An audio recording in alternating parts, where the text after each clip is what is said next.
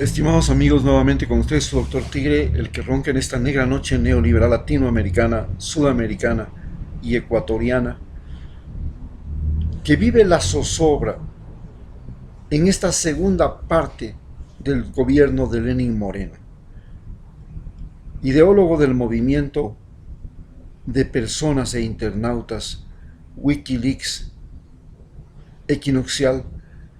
Hoy les invito a reflexionar sobre cómo funcionaron las sabatinas y las propagandas en el gobierno de Rafael Correa y cómo esto finalmente se revirtió y logró convertirse en el foco de atracción de todas las fuerzas antiprogresistas del mundo, no solamente de Ecuador, del mundo, encabezadas por Donald Trump. ¿Cómo sucedió esto? Cuando nosotros llegamos en el año 2007 al gobierno de Rafael Correa, 2006 cuando empezó, 2007 cuando luego de hacer la constitución nuevamente fue nombrado presidente en su segunda victoria electoral como candidato a la presidencia, nosotros nos enfrentábamos a un suceso nuevo. Habían las presentaciones semanales, los informes semanales del presidente. Aquello era algo extraordinario. Los informes semanales del presidente eran una rendición de cuentas, y esta rendición de cuentas explicaba minuciosamente cómo, por qué y para qué se tomaban las decisiones y se hacían las obras. Este entender de por qué se hacía algo, para qué se hacía algo y cómo se lo hacía era algo extraordinario. Nos daba a los ecuatorianos la sensación de que era posible que las cosas en este país se hicieran transparentemente, que no fueran un amarre allá en el Carondelet, donde se reúnen el embajador norteamericano, los sapovivos de la Universidad Católica, los interesados de la Universidad San Francisco, los viejos partidos políticos, los líderes de no los líderes, podríamos decir los caudillos de cada uno de los movimientos sociales del Ecuador, y ahí se teje y se amarra. Como botín entre piratas, se reparte el botín del Ecuador, que es lo que hemos vuelto a vivir con Lenín Moreno. El botín del Ecuador repartido entre, como se dicen, gallos y medianoche. Esas paredes del Palacio de Carondelet, que de un día se convertirán en museo, porque la primera cosa que debemos pensar los ecuatorianos es que el poder ejecutivo tiene que salir de Quito, tiene que irse a otra ciudad. A lo mejor la ciudad sea Manta, a lo mejor la ciudad sea Riobamba. Y el poder judicial también tiene que salir de Quito, nido de abogados pillos. Tiene que irse a otra ciudad, a lo mejor sea Esmeraldas, a lo mejor sea Macas. Y el poder legislativo tiene que salir de Quito, a lo mejor tiene que salir a otra ciudad que no sea tan importante, el Puyo, por último, pero así, porque ya hay una deformación en América Latina y en el sistema de dominación de partidos políticos. Esta deformación consiste en que se concentra el poder, la riqueza y los conocimientos en ciudades, y estas ciudades se convierten en megápolis. Ya lo vemos San Francisco, Sao Paulo, vemos México, Bogotá, Lima, Santiago, Buenos Aires, ciudades que llegan a concentrar más del 30% de la población en algunos casos. Y estas ciudades se convierten en ciudades problemas, ciudades conflicto. Ecuador tiene Quito y Guayaquil, al menos eso tiene una buena distribución todavía. Pero Quito le está ganando, ahora concentra todo. Y este crecimiento desmesurado invade zonas productivas, zonas fértiles, convierte zonas fértiles, que es lo más valioso de un país, la tierra fértil, en ciudadelas. Y se convierten las ciudades en nidos de contaminación, en producción de gas, en centros de delincuencia, en centros de conflicto social.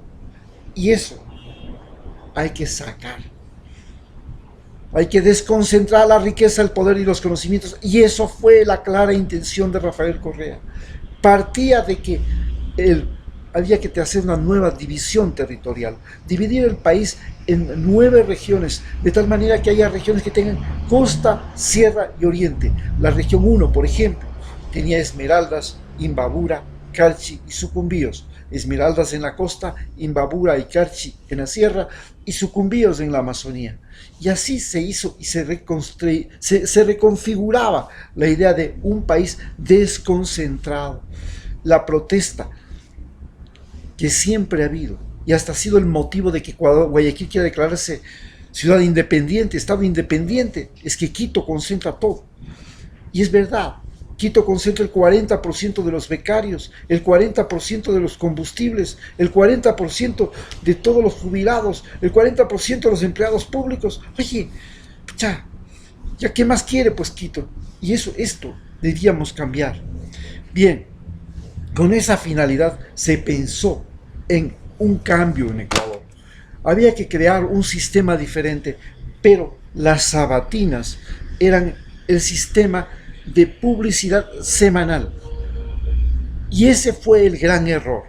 No debía haber sido un sistema de publicidad y propaganda, porque el sistema socialista y el sistema capitalista se fundan en la propaganda. ¿Y qué es la propaganda? La propaganda es tomar la parte por el todo y engatusar a la gente. Tomar las virtudes de un medicamento y decir y hacer que eso es la solución, escondiendo las contraindicaciones y los efectos indeseables. Eso se tapa.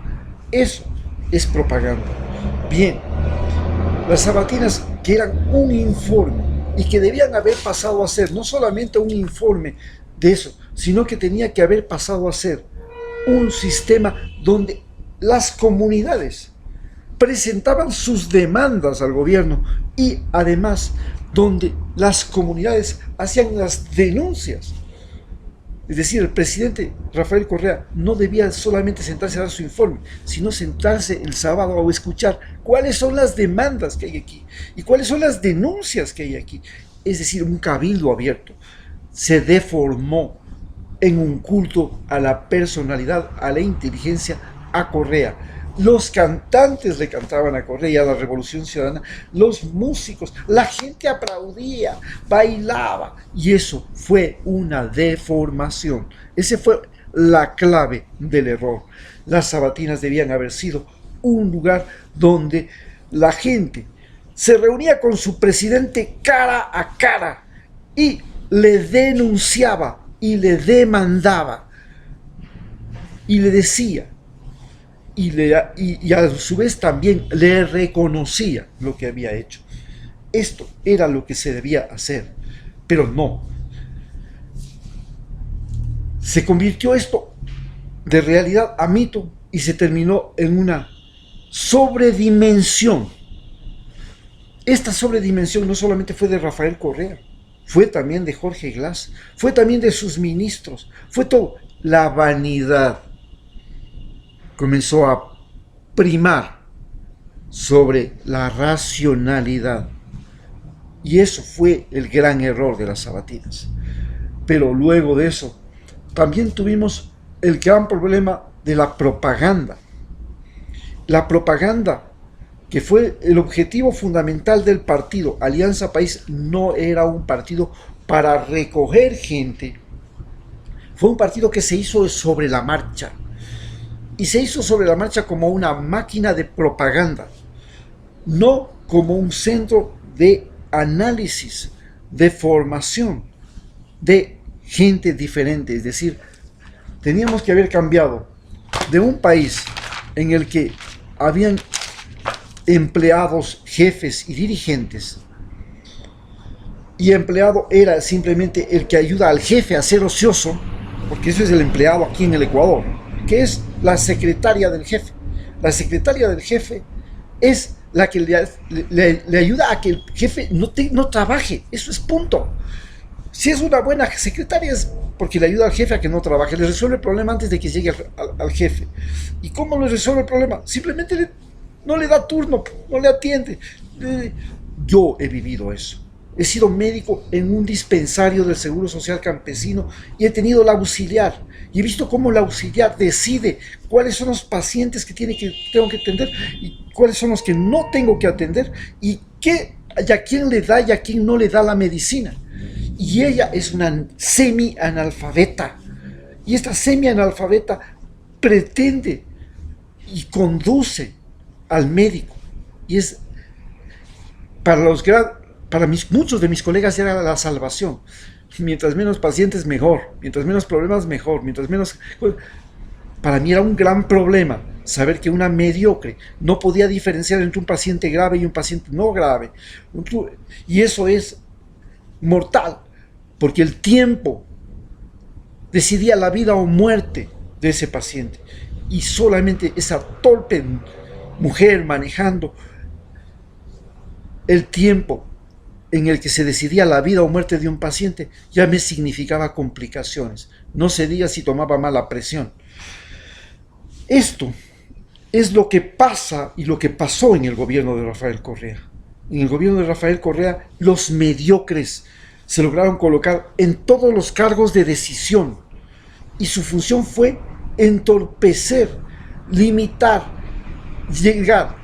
Desde el partido, desde la presidenta del partido Alianza País, era una burócrata a la que había que escribirle, suplicarle, rogarle para que alguna vez le dé audiencia, porque era una mujer extremadamente ocupada en banalidades, en estupideces.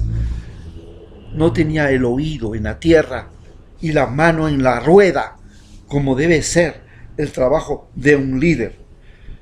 Luego cada jefe de departamento, se aprovechaba, era un tipo que sabía que hacía un trabajo temporal y entonces tenía que aprovechar ese momento pasajero y era un oportunista. Tenía que sacarle sangre al cangrejo porque después de estas no había otra.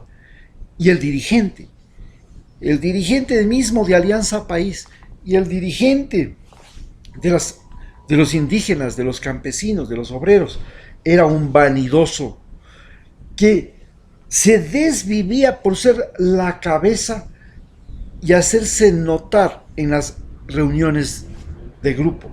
Y su interés fundamental, su objetivo fundamental era la manipulación de la masa. Es diferente de ser un líder. Un líder es un individuo que tiene ideas, primerito, en la cabeza, y segundo, tiene iniciativa. Y eso es lo que le hace líder.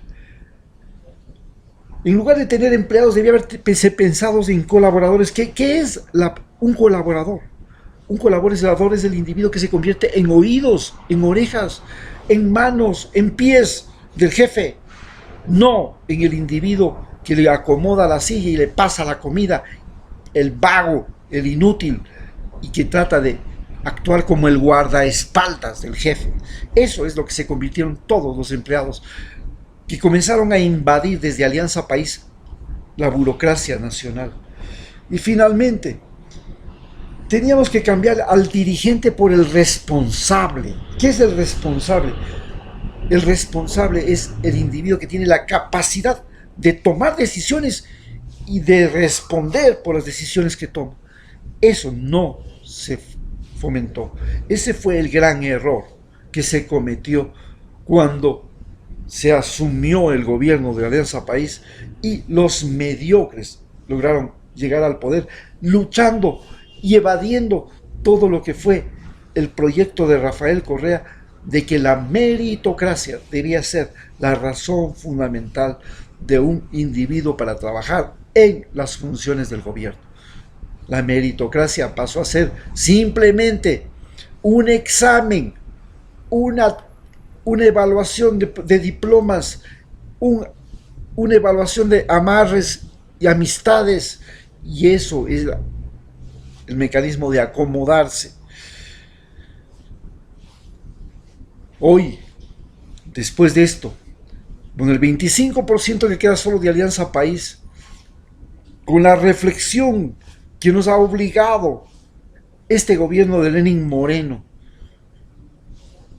para corregir las fallas, para corregir los errores, tenemos que crear algo nuevo. Y eso es lo que estamos procurando. Muchas gracias.